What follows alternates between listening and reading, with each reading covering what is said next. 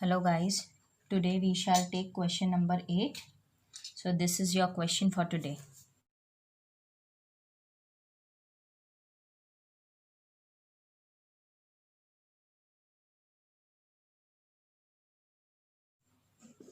Okay, let's start. Tambe and Pitale are the partners sharing profit and the losses equally. From the following trunk balance and adjustment, prepare trading P&L and balance sheet. Year end कब हो रहा है हमारा 31 मार्च 2012 को. चलो तो हम सबसे पहला स्टार्ट करेंगे हमारा trial balance. Land and building ये जाएगा हमारे एसेट्स में. Land and building 75,000. फिर आता है मशीनरी, इस पे एडजस्टमेंट है, हम इनर में लिखेंगे इसको 55,000. ठीक है. अब इधर पे क्या बोला है गाइस, एडजस्टमेंट में देख लो कि डेप्रिशिएट मशीनरी 10%, हमको डेप्रिशिएट करना है 10%. अभी इधर पे अच्छा ठीक है, चलो ये जब हम एडजस्टमेंट स्टार्ट करेंगे तभी करते हैं, अभी पहले ट्रायल बैलेंस ख़त्म करेंगे. फिर आता है ओपनिंग स्टॉक 23,000. फिर आता है वेजेस 5750. कैश एट बैंक ये हम लिखेंगे इधर, कैश एट बैंक 3500. उसके बाद आता है डेटर्स 32,800, इसको इनर में लिखेंगे. परचेजेस इसके ऊपर एडजस्टमेंट है 63,000, इनर में लिखेंगे. कैरिएज, अभी यहाँ पर देखो कैरिएज इनवर्ड आउटवर्ड ऐसा कुछ भी मेंशन नहीं है, just carriage is written, so will take it as a trading expense. ठीक है, सिर्फ अगर कैरिएज आता है तो वो ट्रेडिंग में ही जाएगा. 1250. Rent rates and taxes, rent किधर आता है P&L में, तो रेंट 2400. ठीक है. फर्नीचर एंड फिक्सचर्स इधर जाएगा, ये furniture and fixtures 26,600. Salaries P&L में कितनी है 3,500. उसके बाद में ऑफिस एक्सपेंस ये भी P&L में, इसके ऊपर एडजस्टमेंट है तो इनर में लिखेंगे 2,450. फिर आती है ड्राइंग्स, ये ड्राइंग्स तो हम कैपिटल में से लेस करेंगे. ठीक है, तो सबसे पहले कैपिटल लिखते हैं. इधर कौन है हमारे पार्टनर्स, तांबे और पिताले. कैपिटल तांबे का कितना है 70,000. फिर है इसकी ड्राइंग्स लेस करो, कितनी है ड्राइंग्स तांबे की 5,000, बचेगा कितना 65,000. ठीक है, फिर एक लाइन लीव कर देना. और उसके बाद में है पिताले, इसका कैपिटल कितना है 50,000. ड्राइंग्स माइनस करेंगे, इसकी ड्राइंग्स कितनी है 4,000, कितना बचेगा हमारे पास 46,000. ठीक है, चलो अब आगे बढ़ते हैं. सेल्स, इसके ऊपर भी एडजस्टमेंट है तो better right on inner column 85,000. Creditors इधर जाएगा, क्रेडिटर्स में भी आता है 44,250.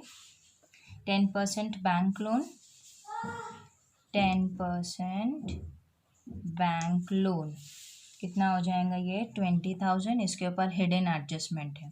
कैसा निकलेगा देखो, 10% bank loan which is taken on 1 अक्टूबर 2012. हमारा ईयर एंड कब ख़त्म हो रहा है, हमारा ईयर एंड हो रहा है 31 मार्च 2012 और हमने कब लिया है 1 अक्टूबर 2011 को. तो चलो काउंटिंग करो कि कितने मंथ्स का हमको इंटरेस्ट लगेगा.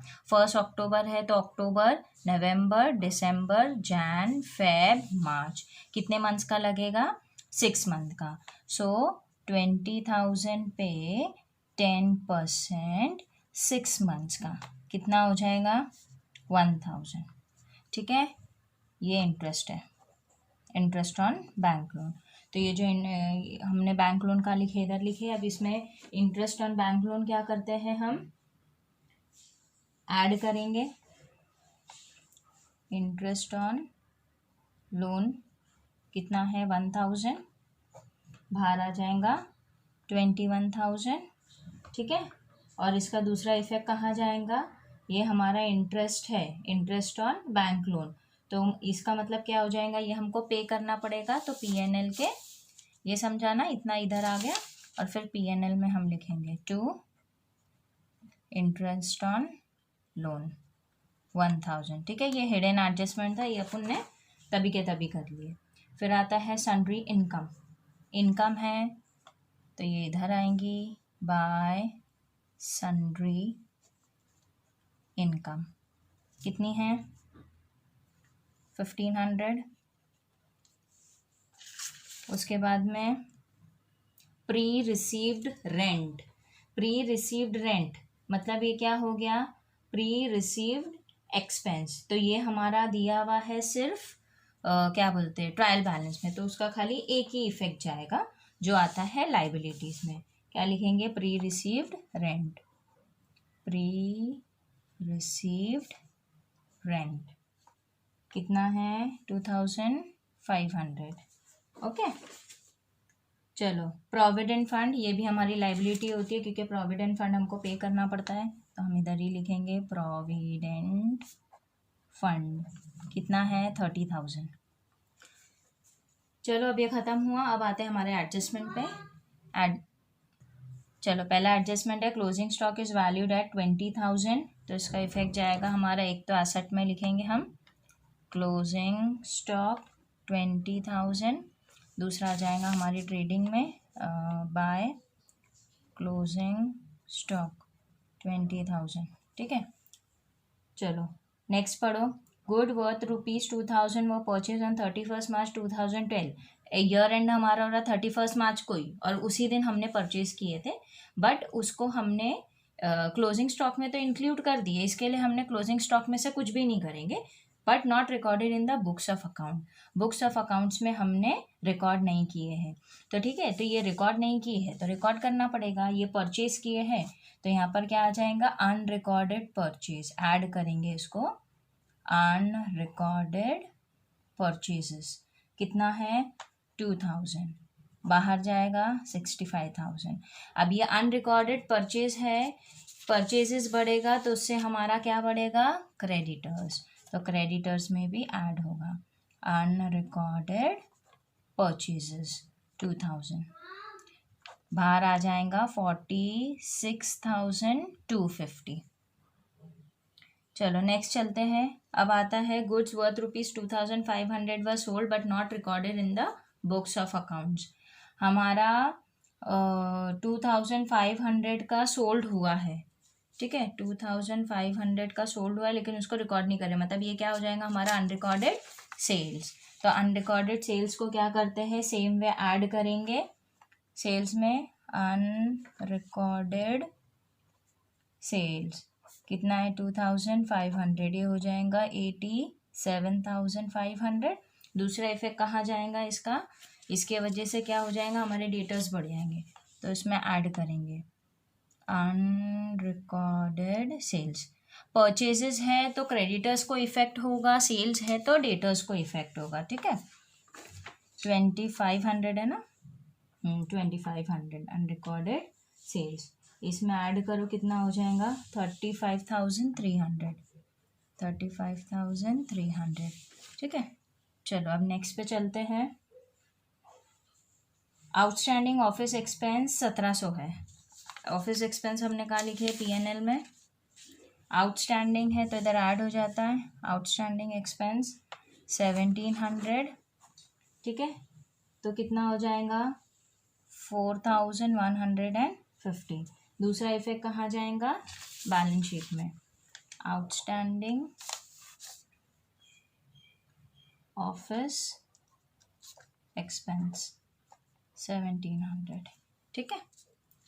चलो अब नेक्स्ट लेते हैं डिप्रिशिएट मशीनरी एट 10%। चलो अब मशीनरी पे आते हैं। देखो हमने मशीनरी लिखे थे इधर पे बैलेंस शीट में, कितना था 55,000 की थी। अब ट्रायल बैलेंस में देखो उधर पे लिखा है कि मशीनरी एडिशन ऑन 1 जुलाई 2011 10,000। तो इधर पे टोटल मशीनरी कितने की बताया है 55,000, ठीक है। उसमें से 10,000 की हमारी 10,000 को हमने कब खरीदे है 1 जुलाई को, ठीक है। मतलब ये है हमारी न्यू मशीन 10,000 वाली, तो बची कितनी 45,000, ये है हमारी ओल्ड मशीनरी, ठीक है।